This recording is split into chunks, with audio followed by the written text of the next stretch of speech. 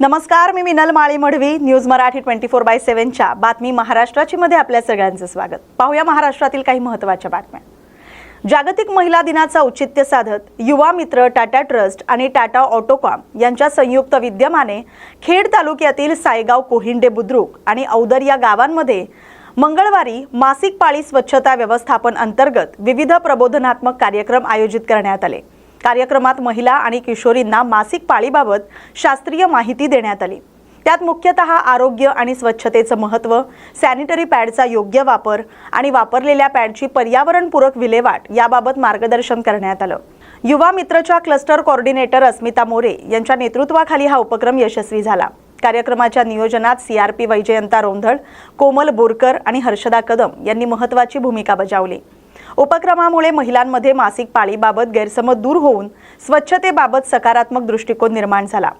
या बातमीचा आढावा घेतलाय प्रतिनिधी शांताराम शिंदे यांनी. नमस्कार, मी अस्मिता मोरे युवा मित्र या संस्थेमध्ये काम करते. तर ह्या कार्यक्रमाअंतर्गत मला इथे औदर या गावामध्ये झाला. तर याच्यामध्ये आज आम्ही शक्तीचा निमित्त आज इथं शीतलताई यांनी खूप छान प्रकारे आरोग्य शिबिराचं आयोजन केलं होतं. बऱ्याचशा महिलांनी त्यात सहभाग घेतला होता. त्याच्यामध्येच आमचंसुद्धा त्यांनी सेशन ऑर्गनाईज केलं होतं. मासिक पाळीवरती आणि संपूर्ण नॉलेज कशाप्रकारे महिलांना पोहोचेल त्याचंही मार्गदर्शन झालं. अत्यंत छान प्रकारे हा कार्यक्रम राबवलेला आहे आणि शीतलताईंना पुढील वाटचालीसाठी खूप खूप शुभेच्छा. अर्जुनी मोरगाव तालुक्यातील धान उत्पादक शेतकऱ्यांनी शासनाकडे आपले प्रलंबित देयक तातडीनं भरण्याची मागणी केली आहे. अन्नदाता धान उत्पादक शेतकरी संघटनेच्या वतीनं 16 मार्च रोजी तहसील कार्यालयावर हजारो शेतकऱ्यांचा मोर्चा काढण्याचा इशारा देण्यात आलाय. संघटनेचे अध्यक्ष ललित कुमार बाळबुद्धे म्हणाले की अनेक शेतकऱ्यांचं मार्केटिंग फेडरेशन आणि आदिवासी विकास महामंडळाकडून कोट्यवधी रुपये प्रलंबित आहेत. धान विक्रीसाठी मर्यादित उद्दिष्ट आणि उरलेले काटे यामुळे शेतकऱ्यांचे आर्थिक नुकसान मोठ्या प्रमाणात झाले. शेतकरी संघटनेनं धान खरेदी वाढवणं, प्रलंबित देयक 31 मार्च पर्यंत भरणं, मका खरेदी केंद्र सुरू करणं, बोनस जाहीर करणं, वीज पुरवठा सुधारण्यासह इतर मागण्या सरकारकडे मांडण्यात. शेतकरी वाचवा, शेती वाचवा हे घोषवाक्य घेऊन तालुक्यातील शेतकऱ्यांनी आंदोलनात सहभागी होण्याचं आवाहन केलंय. या बातमीचा आढावा घेतलाय प्रतिनिधी प्रशांत उके यांनी. तालुक्यातील सर्व शेतकरी बांधवांतर्फे आज आम्ही इथं एका बैठकचं आयोजन केलं. त्याच्यात शासनाने आमचे ऑनलाईन झालेले सर्व धान उत्पादक शेतकरी यांचे धान घ्यावे आणि उद्दिष्ट वाढवून द्यावे आणि सर्व आजपर्यंत जो धान घेतला त्यांचे पेमेंट 31 मार्चच्या आधी शेतकऱ्यांनी मार्चमध्ये शेतकऱ्यांना द्यावे. अन्यथा आपल्या तालुक्यातील शेतकरी 14 तारखेपर्यंत ह्या गोष्टी पूर्ण न झाल्यास सोमवार 16 तारखेला आम्ही तहसील कार्यालय अर्जुनी मोरगाव समोर ही आंदोलन करणार आहोत. त्याच्यात प्रामुख्याने रब्बी हंगामाचे मका असो किंवा धान असो त्याची पोर्टल सुरू करावे. तसेच 31 मार्चपर्यंत शासनाने आमच्या धानाचे देयक दिले नाही तर कर्ज भरण्याची अवधी 30 जून करून द्यावी. तसेच धानाला बोनस जाहीर करावा. तसेच शेतकऱ्यांना 16 तास विद्युत द्यावी आणि शेतकऱ्यांना विद्युत कनेक्शन पूर्ववत देणे सुरू करावे आणि ही कर्जमाफी सरसकट करावी. आम्हाला 50,000 प्रोत्साहन राशी मंजूर नाही आहे, त्यांनी आम्हाला सरसकटच करून द्यावे. या मुद्द्यावरती आमचे सोमवारपासून या आंदोलन अर्जुनी मोरगाव तहसील कार्यालयासमोर होईल. झरी-जामणी तालुक्यातील CCI कापूस खरेदी केंद्रावरील अनियमित कारभारामुळे शेतकऱ्यांना मोठा त्रास सहन करावा लागतोय, असा आरोप तालुका काँग्रेस कमिटीचे अध्यक्ष संदीप उर्फ लक्ष्मण भाऊराव बुर्वेवार यांनी केलाय. पंतप्रधान आणि खासदारांना निवेदन पाठवून तातडीनं कारवाईची मागणी त्यांनी केली आहे.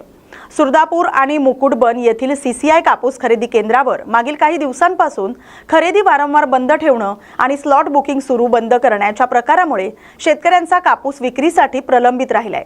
कृषी उत्पन्न बाजार समितीच्या माहितीनुसार 20 फेब्रुवारी ते 8 मार्च दरम्यान अनेक दिवस खरेदी बंद ठेवण्यात आली. सुमारे 25 दिवसात फक्त 16 दिवस खरेदी झाली. या काळात दोन्ही जिनमध्ये मिळून केवळ 7,885 क्विंटल कापसाची खरेदी करण्यात आली. केंद्र सरकारनं कापूस खरेदीची मुदत ही 15 मार्चपर्यंत वाढवली असली तरी शेवटच्या बोंडापर्यंत खरेदी सुरू ठेवावी आणि प्रत्येक जिनमध्ये दररोज किमान 2,000 क्विंटल कापूस खरेदीची मर्यादा निश्चित करावी अशी मागणी करण्यात आली. 2 दिवसात समस्या न सुटल्यास रास्ता रोको आंदोलन किंवा उपोषणाचा इशाराही देण्यात आलाय. या बातमीचा आढावा घेतलाय प्रतिनिधी कलीम खान यांनी. आज इथे संदीप गुलेवार सर आणि राजू भाऊ आणि आपले उपाध्यक्ष साहेब आले. त्यांनी मागणी केली की थोडं स्लॉटचं लिमिट वाढून जावं. त्या प्रकारचं त्यांनी निवेदन दिले आणि खासदार मॅडम आपल्या ज्या आहेत त्यांनी पण आम्हाला तशी विनंती केली. त्यानुसार आम्ही स्लॉटचं लिमिट वाढवणार आहे. तरी सर्व शेतकऱ्यांना विनंती की त्यांनी त्यांचं जे काही चांगल्या दर्जाचा कापूस असेल त्या कापसाचं स्लॉट बुकिंग करून घेऊन येणे सुरू.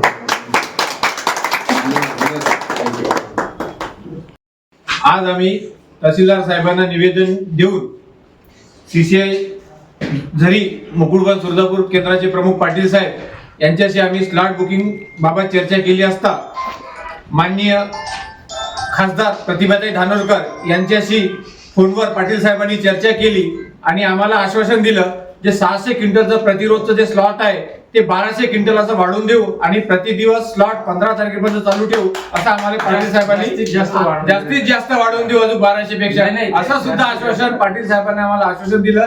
त्याबद्दल आम्ही पाटील साहेबांचे आभार मानतो. यवतमाळ जिल्हा परिषदेत दिव्यांग कल्याण विभागाचं कार्यालय सुरू असलं तरी ते सध्या तात्पुरत्या व्यवस्थेवरच चालत असल्याचं चित्र आहे. अनेक कर्मचारी चार्ज आणि डेप्युटेशनवर काम करत असून त्यामुळे विभागाचं कामकाज हे प्रभावीपणे होत नसल्याची स्थिती आहे. राज्य शासनानं दिव्यांगांच्या सर्वांगीण विकासासाठी स्वतंत्र दिव्यांग कल्याण विभाग स्थापन करण्याचा निर्णय घेतला असला तरी जिल्हा स्तरावर मंजूर झाली असलेली 8ही महत्त्वाची पदं अद्यापही रिक्त आहेत. जिल्हा दिव्यांग सक्षमीकरण अधिकारी, सहाय्यक लेखा अधिकारी, कार्यालयीन अधिकारी, वैद्यकीय सामाजिक कार्यकर्ता, सहाय्यक सल्लागार आणि लिपिक अशी पदं मंजूर असूनही भरती न झाल्यानं योजनांची अंमलबजावणी आणि तक्रार निवारणावर परिणाम होतोय. दरम्यान बोगस दिव्यांग प्रमाणपत्रांच्या तक्रारी वाढत असताना सक्षम अधिकारी नसल्यानं तपासणी प्रक्रियाही रखडत असल्याची चर्चा आहे. त्यामुळे जिल्हाधिकाऱ्यांनी यात लक्ष घालून रिक्त पदं तातडीनं भरण्यासाठी पाठपुरावा करावा अशी मागणी होते. या बातमीचा आढावा घेतलाय प्रतिनिधी कलीम खान यांनी. उन्हाळ्याच्या पार्श्वभूमीवर जिल्ह्यात संभाव्य पाणी टंचाई उद्भवू नये यासाठी सर्व संबंधित विभागांनी योग्य नियोजन करून सज्ज राहावं असे निर्देश जिल्हाधिकारी विकास मीना यांनी दिलेत. जिल्हाधिकारी कार्यालयात झालेल्या बैठकीत जिल्ह्यातील पाणी पुरवठा व्यवस्थेचा आढावा घेण्यात आला. या बैठकीला जिल्हा परिषदेचे मुख्य कार्यकारी अधिकारी मंदार पत्की, विविध विभागांचे अधिकारी, उपविभागीय अधिकारी, तहसीलदार, गटविकास अधिकारी तसंच नगरपालिकांचे मुख्याधिकारी उपस्थित होते. बैठकीत ग्रामीण आणि शहरी भागातील पाणी पुरवठ्याची स्थिती, उपलब्ध जलसाठे आणि संभाव्य टंचाईग्रस्त भागांबाबत चर्चा झाली. ज्या भागात पाणी टंचाईची शक्यता आहे त्या ठिकाणी आगाऊ नियोजन करून पर्यायी व्यवस्था तयार ठेवावी. पाणी पुरवठा योजनांची नियमित पाहणी करून अडचणी तातडीनं दूर कराव्यात. तसंच आवश्यकतेनुसार टँकरद्वारे पाणी पुरवठ्याची तयारी ठेवावी असे निर्देश जिल्हाधिकाऱ्यांनी दिलेत. या बातमीचा आढावा घेतलाय प्रतिनिधी कलीम खान यांनी. सेलू शहरात 12 मार्च ते 19 मार्च या कालावधीत संपन्न होणाऱ्या फिरता ज्ञानेश्वरी पारायण सांगता सोहळ्यासाठी अलंकापुरी नगरी सज्ज झाले. बुधवारी सकाळी 9 वाजता सेलूचे ग्रामदैवत श्री केशवराज बाबासाहेब महाराज या मंदिरापासून भव्य ग्रंथदिंडी काढण्यात आली. या निमित्त सेलू तालुक्यासह मानवत, पाथरी तालुक्यातून मोठ्या संख्येने भाविक भक्त उपस्थित झाले. या शोभायात्रेत टाळकरी, तुळशी इंद्रावण घेऊन चालणाऱ्या महिला, विणा घेऊन चालणारे वारकरी, लेझिम खेळणाऱ्या मुली, वाद्याच्या तालावर नाचणारा घोडा, माऊलीच्या मूर्तीचा सजवलेला रथ, फुगडी खेळणाऱ्या युवती, महिला आदी सेलू शहरातील नागरिक मोठ्या संख्येने उपस्थित होते. 12 मार्च ते 19 मार्च या कालावधीत पहाटे 4 ते 6 काकडा आरती, भजन, सकाळी 6 ते 7 विष्णू सहस्त्रनाम तसंच हनुमान चालीसा पठण, सकाळी 7 ते 10 या वेळेत ज्ञानेश्वरी सामूहिक पारायण सोहळा, सकाळी 10 ते 11 या वेळेत भोजन प्रसाद, सकाळी 11 ते दुपारी 1 हरिकीर्तन, दुपारी 2 ते 5 या वेळेत स्वामी गोविंददेव गिरीजी महाराज यांच्या अमृतवाणीतून महाभारत संदेश कथा, सायंकाळी 5 ते 6 हरिपाठ, तर सायंकाळी 6 ते 7 भोजन प्रसाद आणि रात्री 8 ते 10 हरिकीर्तन होणार आहे. या बातमीचा आढावा घेतलाय प्रतिनिधी किशोर कटारे यांनी. संजय भाऊ साडेगावकर आपल्याशी उपस्थित झालेले आहे. ते या सोहळ्याबद्दल आपल्याला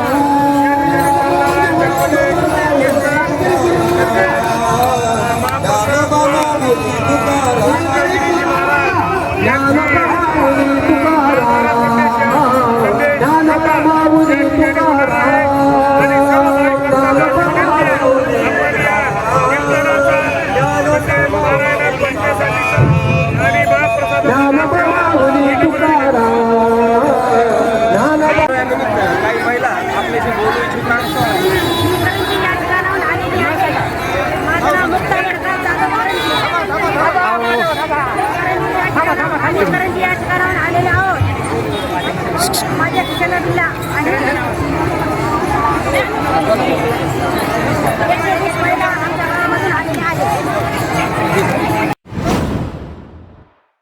चाकण वनविभागाच्या हद्दीत औंढे आणि सातकरवाडी गावांच्या सीमेलगत असलेल्या वनक्षेत्रातील डोंगरावर लागलेली आग वनविभागाच्या कर्मचाऱ्यांनी शर्थीचे प्रयत्न करून आटोक्यात आणले. आग लागल्याची माहिती मिळताच शिंदे मॅडम, वनसेवक खांडे भराड मामा, संजय जाधव आणि अक्षय ठुबल यांच्या तातडीनं यांनी घटनास्थळी धाव घेत जीवाची पर्वा न करता आगीवर नियंत्रण मिळवण्यासाठी प्रयत्न केले. वाऱ्याचा जोर विरुद्ध दिशेने असल्यानं आग विझवणं अत्यंत कठीण झालं होतं. तरीही कर्मचाऱ्यांनी धैर्यानं प्रयत्न करत आग आटोक्यात आणली. दरम्यान वनविभागानं नागरिकांना जंगलात आग लावू नये तसंच कुठेही आग लागल्याचं दिसल्यास तात्काळ वनविभागाशी संपर्क साधावा असं आवाहन केलंय. नागरिकांच्या सहकार्यामुळे जंगल, वन्यजीव आणि निसर्गाचं संरक्षण शक्य होणार असल्याचं वनविभागानं सांगितलंय. या बातमीचा आढावा घेतलाय प्रतिनिधी शांताराम शिंदे यांनी. जे जंगल जे होतं वन विभागाचं, या जंगलाला पूर्णपणे आगीने वेढण्याचा प्रयत्न केलेला होता, परंतु या ठिकाणचे जे वन कर्मचारी होते यांच्या तत्परतेमुळे या ठिकाणी ही आग विझवण्यात आलेली आहे. आणि ही आग विझवण्याचं जे काम केलेलं आहे या ठिकाणचे जे कर्मचारी आहेत हे काय म्हणतात ते पाहूया. आपण कशी आग विझवली? मशीनद्वारे विझवली. ही तुम्ही मशीनद्वारे विझवता, पण ज्या वेळेला एकीकडून हवा येते आणि जर चुकून जर तुम्ही जर दुसऱ्या बाजूला जर असे असतात त्यावेळेला तुम्ही काय करू शकतात? कारण आपण पाहू शकतो ह्या मशीनमध्ये जे पेट्रोल वापरतात आणि पेट्रोल हा एक अति ज्वलनशील वस्तू आहे आणि अशी जी अतिज्वलनशील वस्तू जी आहे तर ही काही करू शकते. तर या ठिकाणी आपण काय ट्रेनिंग वगैरे घेतलेलं आहे का? ट्रेनिंग घेतलेली कुठं घेतलेलं आहे? वन विभागात. अच्छा अच्छा. तर आपल्याला या ठिकाणी दिसतंय वन विभागाने सुद्धा या व्यक्तींना ट्रेनिंग दिलेलं आहे. मला एक तुम्हाला विचारायचं आहे, आपण वन विभागामध्ये किती वर्ष काम करतात? 10 वर्ष झाले. आपण या ठिकाणी 10 वर्ष काम करतात. आपण कॉन्ट्रॅक्ट बेसवरती आहे की परमनंट आहे? कॉन्ट्रॅक्ट बेसवर. माझी एक शासनाला या ठिकाणी एक विनंती आहे, ही जी स्वतःची जीवाची बाजी लावणारे जे आहेत, हे जे वीर जवान आहेत, हे वीर जवान नाही म्हणावं लागणार यांना अग्नी जवान म्हणावं लागतं. कारण अग्नीशी खेळायचं कुणाचं काम नाही आहे. हे जे जवान आहेत यांनी ही आग विझवण्याचं काम केलं आहे आणि शासनाने तात्काळ याकडे लक्ष द्यायला पाहिजे आणि जे कॉन्टॅक्टमध्ये जे काम करणारे असे जे अग्नी जवान असतील यांना तात्काळ रुजू करून घेण्यात यावे. शांताराम शिंदे, न्यूज मराठी 24/7, राजगुरुनगर, पुणे. हवेली तालुक्यातील लोणीकंदत ग्रामपंचायतींच्या सरपंच पदासाठी झालेल्या निवड प्रक्रियेत सुप्रिया जय कंद यांची बिनविरोध निवड करण्यात आली. लोणीकंद सरपंच पदाचे आरक्षण इतर मागास प्रवर्ग महिला असं आहे. सरपंच मोनिका कंद यांनी राजीनामा दिल्यानं हे पद रिक्त झालं होतं. त्यानंतर झालेल्या निवड प्रक्रियेत सुप्रिया कंद यांचा एकमेव उमेदवारी अर्ज आल्यामुळे निवडणूक निर्णय अधिकारी संदीप झिंगाटे यांच्या अध्यक्षतेखाली झालेल्या बैठकीत त्यांची बिनविरोध निवड जाहीर झाली. निवडीनंतर ग्रामस्थांच्या वतीनं सुप्रिया कंद यांचा शाल श्रीफळ देऊन सन्मान करण्यात आला. या बातमीचा आढावा घेतलाय प्रतिनिधी लहू लांडे यांनी. 10/3/2026 रोजी लोणीकंद सरपंच पदाची निवडीकरता मी संदीप सुरेश झिंगाडे म्हणून आद्याचे अधिकारी म्हणून माझी निवड केलेली आहे. मी मंडल अधिकारी आहे लोणीकंद मध्ये. लोणीकंद सरपंच पदाचे आरक्षण हे इतर मागासवर्गीय महिलांकरिता राखीव आहे. इतर मागासवर्गीय महिलांकरिता नामनिर्देशन पत्र सुप्रिया जयवंत यांचं एकमेव नामनिर्देशन पत्र इकडे दाखल झालं आणि सदरचं नामनिर्देशन पत्र वैध ठरवले गेल्याने सुप्रिया जयवंत कंद यांची सरपंच पद म्हणून घोषणा करण्यात आली. जागतिक महिला दिनाचं औचित्य साधत सौ सुशीलाबाई जाधव माध्यमिक विद्यालय आणि कनिष्ठ महाविद्यालय इथं महिलांच्या सक्षमीकरणासाठी प्रेरणादायी कार्यक्रम आयोजित करण्यात आला. हा उपक्रम विद्यालय आणि शहर पोलीस स्टेशनच्या महिला समुपदेशन केंद्राच्या संयुक्त विद्यमाने पार पडला. कार्यक्रमात महिलांचे हक्क, सुरक्षा, स्वावलंबन तसंच स्त्री आरोग्य, स्वच्छता आणि संरक्षण या विषयांवर सविस्तर मार्गदर्शन करण्यात आलं. विविध तज्ज्ञ डॉक्टरांनी किशोरवयीन मुलींचं आरोग्य, त्वचा रोग, मासिक पाळीशी संबंधित समस्या तसंच मातृत्व आरोग्याबाबत माहिती दिली. महिलांवरील शारीरिक आणि मानसिक त्रास आणि त्यावर उपाययोजना याविषयीही मार्गदर्शन करण्यात आलं. कार्यक्रमाच्या शेवटी शाळेतील 8वीच्या विद्यार्थिनींनी महिला सक्षमीकरण आणि सामाजिक जागरूकतेवर आधारित नाटिका सादर केल्या. शिक्षक, कर्मचारी, पालक, उपस्थित महिलांचे आभार मानून कार्यक्रमाचा समारोप करण्यात आला.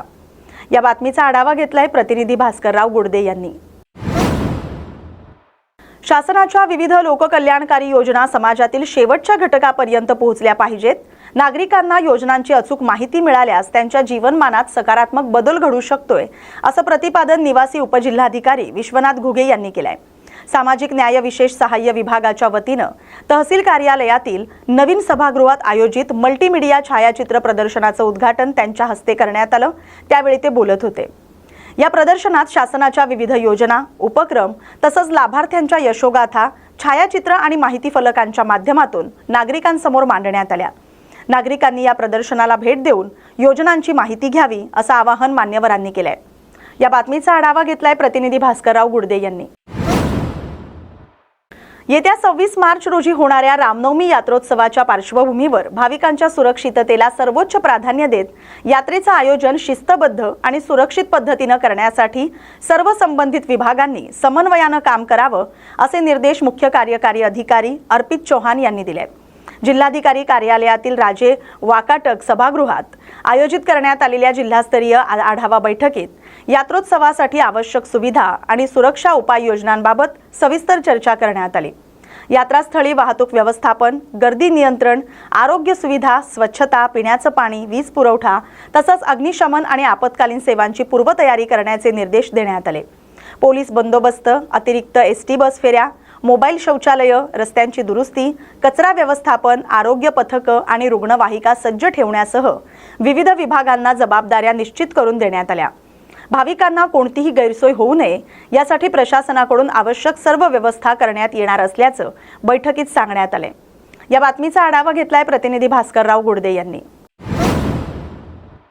सेलू तहसील कार्यालयात मंगळवारी HPV लसीकरण मोहिमेबाबत तहसीलदार शिवाजी मगर यांच्या अध्यक्षतेखाली तालुका शीघ्र पथकाची बैठक झाली. बैठकीला गटविकास अधिकारी उदय जाधव, वैद्यकीय अधीक्षक डॉक्टर संजय हरबडे, तालुका आरोग्य अधिकारी डॉक्टर KP चौधरी, प्रकल्प अधिकारी बाबासाहेब खरात उपस्थित होते.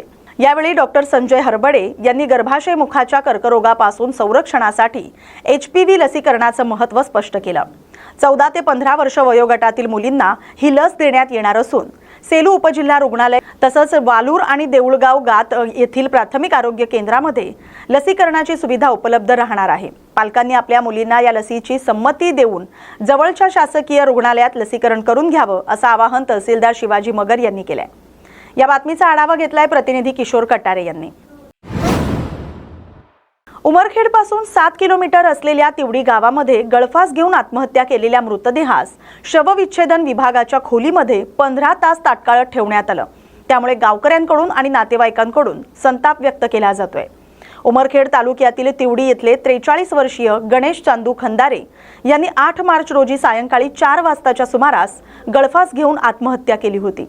8 मार्च रोजी रात्री 9 वाजता मृतदेह उमरखेड येथील उपजिल्हा रुग्णालयात नेण्यात आला. शवविच्छेदन 9 मार्च रोजी दुपारी 1:30 वाजताच्या सुमारास झालं. शवविच्छेदन करण्यासाठी कोणीही मिळालं नाही असं सांगण्यात आलं. अशा गंभीर बाबीची आरोग्य संचालक, जिल्हा आरोग्य अधिकारी, तालुका वैद्यकीय अधिकारी यांनी तात्काळ दखल घेण्याची मागणी नागरिकांनी केली आहे. या बातमीचा आढावा घेतलाय प्रतिनिधी संतोष आडे यांनी. गतिमंद विद्यार्थ्यांसाठी ओळख असलेल्या सुहित जीवन ट्रस्टच्या विद्यार्थ्यांनी पुणे इथं झालेल्या राज्यस्तरीय आंतरशालेय विज्ञान प्रदर्शन स्पर्धेत तृतीय क्रमांकाचं पारितोषिक मिळवून घवघवीत यश मिळवलं. शुक्रवार 6 मार्च 2026 रोजी बालकल्याण संस्था पुणे इथं आयोजित या प्रदर्शनात महाराष्ट्रातील सुमारे 50 शाळांनी सहभाग घेतला होता. सुहित जीवन ट्रस्टच्या पल्लवी गावण, तेजस नारंगीकर, सत्यम म्हात्रे यांनी पाण्यापासून वीज निर्मिती या संकल्पनेवर आधारित प्रयोग सादर केला. विद्यार्थ्यांनी टाकाऊ वस्तूंचा पुनर्वापर करून वैज्ञानिक दृष्टिकोन आणि सर्जनशीलता यांचा सुंदर संगम साधला. प्रतिस्पर्धी आणि परीक्षकांनी विद्यार्थ्यांचा प्रयोग, तयार केलेलं मॉडेल आणि शिक्षकांचं मार्गदर्शन कौतुकास्पद असल्याचं सांगितलं. समाजातील विविध स्तरातून विद्यार्थी, पालक, शिक्षक आणि संस्थेला या यशासाठी अभिनंदन होतोय. या बातमीचा आढावा घेतलाय प्रतिनिधी किरण बांधणकर यांनी. हदगाव तालुक्यातील 18 नंबर मायनरचं काम निकृष्ट दर्जात चालू असल्याचा आरोप शेतकऱ्यांनी केलाय. शेतकऱ्यांचं म्हणणं आहे की कॉन्क्रीट बेड काळ्या मातीवरच टाकलं जात असून मुरुमाचा वापर कमी प्रमाणात होतोय. पाणी टाकल्याशिवाय बेड कॉन्क्रीटला तडे गेलेत. यामुळे शेतकऱ्यांच्या पाईपलाईनला मोठ्या प्रमाणात नुकसान झालंय. पिकांनाही मोठा धोका निर्माण झालाय. शेतकऱ्यांनी म्हटलंय की कामावर अंदाजपत्रक बोर्ड नसणं, नोटीस न देता शेतीत खोदकाम करणं आणि भ्रष्टाचाराची शक्यता गंभीर बाबी आहेत. मात्र उर्द पेनगंगा प्रकल्पाचे कार्यकारी अभियंता कुरुंदकर यांनी याकडे दुर्लक्ष केलं असल्याचा आरोप करण्यात आलाय. शेतकऱ्यांची मागणी आहे की बोगस काम तात्काळ थांबवून पूर्ण चौकशी केली जावी. या बातमीचा आढावा घेतलाय प्रतिनिधी दयानंद गायकवाड यांनी. मुरुम टाकलेला नाही, लेवल केलं, मुरुम टाकलेला नाही, काय नाही. त्याच्या म्हणजे थोडा मुरुम टाकला, 1-2 इंचाचा मुरुम टाकला आणि बाकी लेवल काढलं. लेवल काढायचं लोक शेतकऱ्याच्या सगळ्या पाईपलाईन फोल्ड्या, जवळपास एका शेतकऱ्याच्या 10-10, 15-15 एकर जमीन आहे तिथं बाजूला. त्या पाईपलाईन फोल्ड्यामुळं शेतकऱ्याला न सांगता पाईपलाईन फोल्ड्यामुळं बाकी सगळे पिकं वाळली. UPSC 2025च्या परीक्षेत नांदेड जिल्ह्यातील कौठा तालुका कंधार येथील रहिवासी ऋषिकेश रामकिशन पालिमकर विद्यार्थी हा देशपातळीवर 283व्या रँकिंगवर उत्तीर्ण झालाय. त्याला मिळालेल्या घवघवीत यशामुळे नांदेड जिल्ह्याचं नाव राज्यस्तरावर लौकिक झालंय. ऋषिकेशचे आई वडील आणि संपूर्ण पालिमकर परिवारात आनंदाचं वातावरण आहे. ऋषिकेश पालिमकरचे नांदेड जिल्ह्यात सर्वत्र कौतुक केलं जातंय आणि शुभेच्छांचा वर्षाव होतोय. या बातमीचा आढावा घेतलाय प्रतिनिधी संदीप देसाई यांनी. सर्वप्रथम धन्यवाद. आणि ही एक आनंदाची आणि आमच्यासाठी अभिमानास्पदच गोष्ट आहे आणि त्याचा आम्हाला अतिशय आनंद झालेला आहे. एक कुटुंबातला सदस्य आपला जनसेवेसाठी कार्य करत असेल हे आमच्यासाठी खूप मोठी आणि अभिमानाची गोष्ट आहे आणि आम्ही त्यासाठी त्याला नेहमीच पाठीशी राहू, आणखीन प्रवृत्त करू कुठल्या गोष्टीसाठी, सेवेसाठी, जनसेवेसाठी आणि नेहमी त्याला सहकार्य करू. धन्यवाद. आज माझ्या मुलाला ऑल इंडियामध्ये 283 रँक मिळाल्यामुळं मला खूप आनंद वाटतो आणि अभिमान आहे. आणि तो लोकसेवेसाठी सतत झटत राहावं त्याची पण इच्छा आहे आणि त्याला आम्ही सपोर्ट करू. पालिमकर हा 2025ला UPSC परीक्षेमध्ये 283 रँक घेऊन उत्तीर्ण झाला. त्याचा मला खूप आनंद आहे. ऋषिकेश हा लहानपणापासूनच कुशाग्र बुद्धीचा आणि हुशार होता आणि त्याची एक जिद्द होती की आपण प्रशासनामध्ये जाऊन काहीतरी करावं, आपल्या गावाचं आणि आपल्या कुटुंबाचं नाव करावं. ते लहानपणापासून बोलत होता आणि लहानपणापासून तो जिद्दी असल्यामुळं तो प्रयत्न करून UPSC परीक्षा उत्तीर्ण झालेला आहे आणि तो आपल्या समाजासाठी, आपल्या गावासाठी, आपल्या कुटुंबासाठी काहीतरी करावं, प्रशासनामध्ये राहून अशी त्याची इच्छा होती आणि ती आज इच्छा त्याची पूर्ण झाली. मला आणि आमच्या कुटुंबाला त्याच्या उत्तीर्णतेचा खूप खूप अभिमान आहे. तसंच आमच्या गावाला आणि गावच्या सर्व लोकांना सुद्धा त्याचा अभिमान आहे आणि तो गावासाठी, आपल्या सर्व कुटुंबासाठी काहीतरी करेल त्याची आम्ही इच्छा बाळगून होतो आणि ती इच्छा आज आमची पूर्ण झालेली आहे. आपण UPSCच्या 283 रँकवर उत्तीर्ण झालात. सर्वप्रथम आपले अभिनंदन. आपला अनुभव आणि आपण अभ्यास किती तास करत होता ह्याची सविस्तर माहिती द्या. सर्वप्रथम धन्यवाद. माझं नाव ऋषिकेश रामकिशन पालिमकर आहे. UPSC सिव्हिल सर्व्हिसेस 2025च्या परीक्षेमध्ये माझा ऑल इंडिया रँक 283 आलेला आहे. मी मूळचा कवठा या कंधार तालुक्यातील कवठा या गावचा रहिवासी आहे. सध्या मी कुटुंबासहित नांदेड येथे राहतो. माझं प्राथमिक शिक्षण मुखेड येथे गुरुदेव विद्या मंदिर या शाळेतून झालं. त्यानंतर माध्यमिक शिक्षण महात्मा फुले हायस्कूल बाबानगर नांदेड आणि त्यानंतर माझं ग्रॅज्युएशन NIT वरंगल येथून सिव्हिल इंजिनिअरिंगमध्ये झालेलं आहे. त्यानंतर मी सिव्हिल सर्व्हिसेसचं प्रिपरेशन सुरू केलं होतं. बऱ्याच वेळा या परीक्षेमध्ये मी फेल झालेलो आहे. याआधी मी इंटरव्ह्यूपर्यंत पोहोचलो होतो वर्ष 2023मध्ये, पण काही मार्काने माझा त्यावेळी रँक यायचा राहिला. पण यावेळी परत मी प्रयत्न केला आणि यावेळी ऑल इंडिया रँक 283 मिळवला. तर माझ्या यशाचं श्रेय हे सर्वप्रथम माझ्या कुटुंबाला, स्पेशली माझ्या आईवडिलांना आणि माझ्या बहिणींना जातं. आणि या प्रवासामध्ये माझ्या मित्रपरिवाराचा सुद्धा मला खूप मोठा सहवास लाभलेला आहे. मी त्यांना सुद्धा धन्यवाद करतो. आणि प्रत्येक व्यक्ती जे माझ्या आयुष्यामध्ये येऊन व्हॅल्यू ॲडिशन केली, ज्यांनी मला मोलाचे सल्ले दिले, ज्यांनी मला वेगवेगळ्या स्टेजेसमध्ये साथ दिली, मी त्या सर्वांना धन्यवाद करतो.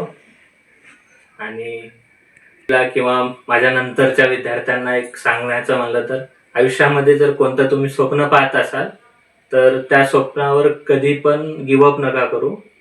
फेल झालात तरी चालेल, स्वतःला ॲनालाइज करा. फेल झालात तरी तुमच्या पराभवाचे किंवा तुमच्या अपयशाचे कारण शोधा, त्या कारणावर सोल्युशन शोधा आणि परत प्रयत्न करा. यश नक्कीच तुम्हाला मिळेल. धन्यवाद. यवतमाळ नगर परिषदेत काही नगरसेवकांकडून अधिकारी आणि कर्मचाऱ्यांवर अवमानकारक वर्तन होत असल्याचा निषेध व्यक्त करत नगर परिषदेतील अधिकारी आणि कर्मचाऱ्यांनी बुधवारी 1 दिवसीय कामबंद आंदोलन केलं. महत्त्वाचे आरोप म्हणजे काही नगरसेवक कार्यालयीन कामकाजात अयोग्य हस्तक्षेप करणं, अवमानकारक भाषेत बोलणं आणि कर्मचाऱ्यांचा अपमान करणं, बांधकाम विभागातील कनिष्ठ अभियंता उत्कर्ष टेंभुर्णे आणि बाजार अधीक्षक हरीश जाधव यांच्यावरही असे प्रकार झाल्याची तक्रार करण्यात आली. महासंघटनांनी संबंधित नगरसेवकांविरुद्ध तातडीनं कार्यवाही करावी आणि अधिकारी कर्मचाऱ्यांना सुरक्षित, सन्मानपूर्वक वातावरणात काम करण्याची हमी द्यावी अशी मागणी निवेदनातून प्रशासनाला करण्यात आली. या बातमीचा आढावा घेतलाय प्रतिनिधी कलीम खान यांनी. नियोजन विभाग प्रमुख श्री हरीश जाधव यांच्यासोबत काही सदस्य, यांचं नाव आपण प्रिंट विभाग असं म्हणतो, श्रीमती संपूर्ण यांच्यामध्ये प्रशासकीय कारणास्तव त्यांचे काम वेळेत का होत नाही याबद्दल विचारणा करतात. प्रशासकीय बाब असताना प्रिंट विभाग यांनी श्री हरीश जाधव यांना अर्वाच्य भाषेत बोलताना श्रीरा वगैरे दिले. त्या अनुषंगाने त्यांनी जे आहे आपल्याकडे तक्रार आपल्याकडे नोंदवली आहे. माननीय नगराध्यक्ष, माननीय जिल्हाधिकारी महोदय यांच्याकडे पण सदरी तक्रार ते नोंदवणार आहे. सर्वांची भूमिका ही एकच दिसते की कार्यालयीन कामकाज करताना सर्व कर्मचारी जे आहेत ते जीवाभावाने काम करत असतात. काम करत असताना लोकप्रतिनिधींनी त्यांना चांगला प्रतिसाद देणे, चांगल्या पद्धतीने काम करून घेणे ही एक पद्धत असते. तर लोकप्रतिनिधी कधी काही भावनांच्या भरात नागरिकांचे काम करताना अशा प्रकारची घटना ही जी आहे यापूर्वीपणे घडली. श्री उत्कर्ष देवूरने आपले कनिष्ठ अभियंता यांना पण श्री पिंटू बांगर यांनी अशा प्रकारे शिबिरा वगैरे दिली होती. तर या घटनेचा नगरपालिका प्रशासन म्हणून सर्व कर्मचारी आज जाहीर निषेध करत आहेत. तसेच आज जे काम आहे त्यांनी आपल्या डेस्कवर बसतील पण कुठलंही काम सन्मानजनकपणे ते टाळण्याचा किंवा काम बंद करण्याचा प्रयत्न करतात. तसेच यापुढे जर असे प्रकार घडले तर प्रशासनातर्फे कायदेशीर कारवाई करण्यासाठी त्यांनी आपल्याला यापूर्वी सादर केलेलं आहे. कुठल्याच प्रकारची जे आहे मनमानी जे आहे कुठलेही सदस्य असतील, नागरिक असतील, तर ते शेवटी लोक जे आहेत सर्व आम्ही पण नोकरीच करत आहोत. लोकांचे प्रश्न सोडवण्यासाठीच आहोत. जेवढे नगरसेवक किंवा सन्मानित सदस्य लोकांचे प्रश्न सोडवण्यासाठी इथं आहेत, त्याचप्रमाणे प्रशासन पण लोकांचे प्रश्न सोडवण्यासाठीच आहे. पण प्रत्येक गोष्टींची एक नियमावली असते. त्या नियमानुसार आपण जर काम केलं तर ते सर्वांसाठी जे आहे एक आपली पद्धत पडलेली आहे. जर सर्वांनाच नियम डावलून काम करायचं असेल तर समाजात अराजकता माजवायची. सर्वांनी या गोष्टीचं भान ठेवायला पाहिजे, सामाजिक भान ठेवायला पाहिजे. प्रत्येकाने आपापली जबाबदारी जी आहे, प्रशासन असेल किंवा राज्यकर्ते असतील, यांनी आपापली जबाबदारी निश्चितपणे समजून त्याप्रमाणे प्रशासनाकडनं किती इफेक्टिव्हली काम किंवा चांगल्या पद्धतीने काम करून घेता येईल याबद्दल त्यांनी पण या गोष्टीचं जे आहे थोडंसं गांभीर्य आपण घेतलं पाहिजे असं मी त्यांना पण आग्रहाची विनंती करतो. असे प्रकार पुन्हा घडू नये व शांततेत जे आहे लोकांचे प्रश्न सोडवण्यासाठी सर्व काम करतील अशी अपेक्षा आपण आपल्या वतीने मी त्यांच्यापुढे व्यक्त करतो. सेलू शहरात NCC लिमिटेड कंपनीमार्फत नागरिकांच्या संमतीशिवाय स्मार्ट डिजिटल मीटर बसवले जात असल्याचा गंभीर आरोप नागरिकांनी केलाय.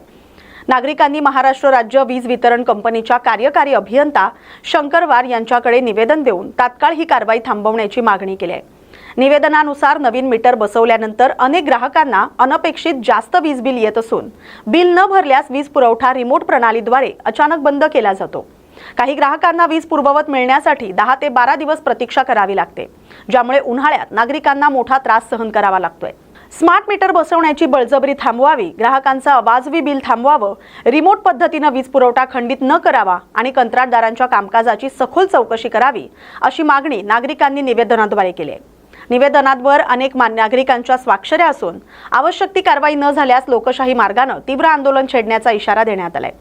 या बातमीचा आढावा घेतलाय प्रतिनिधी किशोर कटारे यांनी. भंडारा जिल्ह्यातील पवनी तालुक्यांतर्गत येत असलेल्या वडेगाव प्राथमिक शाळेत गुरु शिष्याच्या पवित्र नात्याला काळीमा फासणारी धक्कादायक घटना घडली आहे. जिल्हा परिषद प्राथमिक शाळेतील शिक्षक यांनी शाळेतील विद्यार्थिनींना अश्लील व्हिडिओ दाखवून त्यांच्याशी गैरवर्तन केल्याचा धक्कादायक प्रकार उघडकीस आलाय. ही बाब पालकांच्या लक्षात येताच पालकांनी शाळेत धडक दिली आणि संतप्त महिलांनी शिक्षकाला चपलेनं मारहाण केली, तर काही महिलांनी भर चौकात त्याचे कपडे काढून चांगला चोप दिलाय. दरम्यान संबंधित शिक्षकावर यापूर्वी देखील लाखादूर तालुक्यातील गौराळा शाळेत विद्यार्थिनींसोबत गैरप्रकार केल्याच्या कारणावरून गुन्हा दाखल असल्याचा प्रकार समोर आलाय. सध्या पवनी पोलीस स्टेशनमध्ये सदर शिक्षकाविरोधात कठोर कलमा अंतर्गत गुन्हा दाखल करण्याची प्रक्रिया सुरू झाली आहे. ग्रामस्थांनी त्याला कठोरात कठोर शिक्षा देण्याची मागणी केली आहे. या बातमीचा आढावा घेतलाय प्रतिनिधी प्रकाश नागतोडे यांनी. मालेगाव तालुक्यातील सेवा सहकारी सोसायटीतून खरीप हंगाम 2025 साठी शेतकऱ्यांना पीक कर्जाचं वाटप करण्यात आलं होतं. नियमित कर्ज परतफेड करणाऱ्या शेतकऱ्यांना शासनाच्या 3 लाख रुपयांपर्यंत 0% व्याज सवलत योजनेचा लाभ घेण्याची संधी देण्यात आली आहे. अनिल जाधव, संचालक वाशिम जिल्हा सहकारी बोर्ड आणि सेवा सहकारी सोसायटी अमानीचे सदस्य यांनी सर्व शेतकऱ्यांना 31 मार्च 2026 पूर्वी कर्जाची परतफेड करण्याचं आवाहन केलंय. तसंच नियमित कर्जदारांना अर्थसंकल्पात 50,000 रुपयांचं प्रोत्साहन देण्याची घोषणा देखील करण्यात आली. शेतकऱ्यांनी 30 मार्च पूर्वी आपलं कर्ज भरून या सवलतीचा लाभ घ्यावा असं जाधव यांनी सुचवलंय. या बातमीचा आढावा घेतलाय प्रतिनिधी भास्करराव गुडदे यांनी. यवतमाळ जिल्हा परिषद अंतर्गत जिल्हा जलसंधारण अधिकारी आणि लघु पाटबंधारे विभागाच्या कार्यालयावर दारव्हा दिवाणी न्यायालयाच्या आदेशानुसार जप्तीची कारवाई करण्यात आली. जिल्हा जलसंधारण अधिकारी आणि कार्यकारी अभियंता राजेंद्र कोंबे यांच्या दालनातील खुर्च्या, संगणक, टेबल, कपाट आणि इतर कार्यालयीन साहित्य जप्त करण्यात आले. दरम्यान दारव्हा तालुक्यातील तेलगव्हाण येथील शेतकरी सुधीर किसन राठोड यांची 14 एकर जमीन काही वर्षांपूर्वी संपादित करण्यात आली होती. मात्र देय वाढीव मोबदला 55,20,653 रुपये अद्याप शेतकऱ्याला मिळालेला नाही. अनेक वर्ष न्यायालयीन लढा सुरू असलेल्या प्रकरणात मोबदला न दिल्यानं न्यायालयानं आज तिसऱ्यांदा जप्तीची कारवाई करण्याचे आदेश दिलेत. सिंचन विभागानं उच्च न्यायालयात अपील केले. मोबदला 4 पटपेक्षा जास्त असल्याचं सांगितलंय. परंतु शेतकरी राठोड यांनी मोबदला मिळेपर्यंत लढा सोडणार नसल्याचं ठामपणे सांगितलंय. या बातमीचा आढावा घेतलाय प्रतिनिधी कलीम खान यांनी. यवतमाळ नगर परिषद हद्दीमधील दैनिक वसुलीचा कंत्राट रद्द करण्यात आलाय. आता ही वसुली नगर परिषदेच्या बाजार विभागाकडून केली जाते. मात्र वसुली करताना नगर परिषद बाजार विभाग कर्मचारी पावती न देता वसुली करत असून दैनिक वसुलीचा काळा बाजार उघडकीस आणल्यामुळेच नगर परिषद कर्मचाऱ्यांची आगपाखड सुरू असल्याचं स्पष्टीकरण नगरसेवक पिंटू बांगर यांनी दिलंय. आज नगर परिषदेमध्ये झालेल्या वादाच्या अनुषंगानं पिंटू बांगर यांनी हा खुलासा केलाय. जबाबदार कर्मचाऱ्यांवर कारवाईची मागणी देखील केली आहे. या बातमीचा आढावा घेतलाय प्रतिनिधी कलीम खान यांनी. बांगर, प्रभाग क्रमांक 4, नगरसेवक. माझ्या प्रभागातील काही दिवसा अगोदर काही नागरिकांच्या व्यापाऱ्यांच्या तक्रारी आल्या की आमच्या एरियामध्ये व आमची वसुली केली जाते पण आम्हाला नगरपालिकेची पावती दिल्या जात नाही. त्या अनुषंगाने मी श्री जाधव यांना फोनवरून संपर्क साधला आणि त्या ठिकाणी आम्ही नागरिकांच्या भेटी घेतल्या आणि त्या ठिकाणी आम्हाला असं आढळलं की बाजार वसुली ही केली जाते पण तिथे पावती दिल्या जात नाही. आणि त्याचीच तक्रार मी जाधव यांना केली की बा त्या कर्मचाऱ्यावर तुम्ही कारवाई करा. याचा धाक हा संपूर्ण यवतमाळ शहरामध्ये जाईल आणि कुठे असा प्रकार हा घडला जाणार नाही. तर याच्यावर कुठलीही कारवाई जाधव यांनी केली नाही. त्यामुळे मी आज त्यांना जाब विचारण्यासाठी गेलो. तर त्या ठिकाणी माझ्या सहकारी सपनाताई लंगोटे या होत्या आणि ते त्यांच्या प्रभागातील समस्या त्या ठिकाणी मांडत होत्या आणि त्या मांडत असताना जाधव यांनी त्यांच्यासोबत अवाच्य भाषेमध्ये वर्तणूक दिली. त्यामुळे त्या ठिकाणी मी चिडलो, माझा संताप हे झाला आणि मी त्यांना बोललो की बा त्या लोकप्रतिनिधी आहे आणि त्यांनी लोकांचे प्रश्न आणले, तुम्ही त्यांना त्या पद्धतीने त्यांना सांगा, त्यांचं उत्तर द्या, त्यांचं समाधान करा. पण त्यावरही ते ऐकले नाही. त्यांच्या बाजार विभागामार्फत जो काही काळा बाजार चालू आहे त्याचं मी भांडाफोड करून राहिलो, त्यांच्यावर लक्ष देऊन राहिलो. म्हणून ते या ठिकाणी नगर परिषदच्या कर्मचाऱ्याला वेटीस देऊन चुकीची दिशाभूल करून या ठिकाणी त्यांनी हे आंदोलन केलेलं आहे. आणि यांच्या विभागात जो काही काळा बाजार चाललेला आहे याची तक्रार मी वरिष्ठ पातळीवर करणार आहे आणि त्यांच्यावर कारवाईसाठी मी या ठिकाणी पाठपुरावा करणार. या बातमीसोबतच बातमी महाराष्ट्राची मध्ये आता इथेच थांबतोय. अशाच महत्त्वाच्या बातम्यांसाठी पाहत राहा न्यूज मराठी 24/7. नवा भारत, नवा विचार.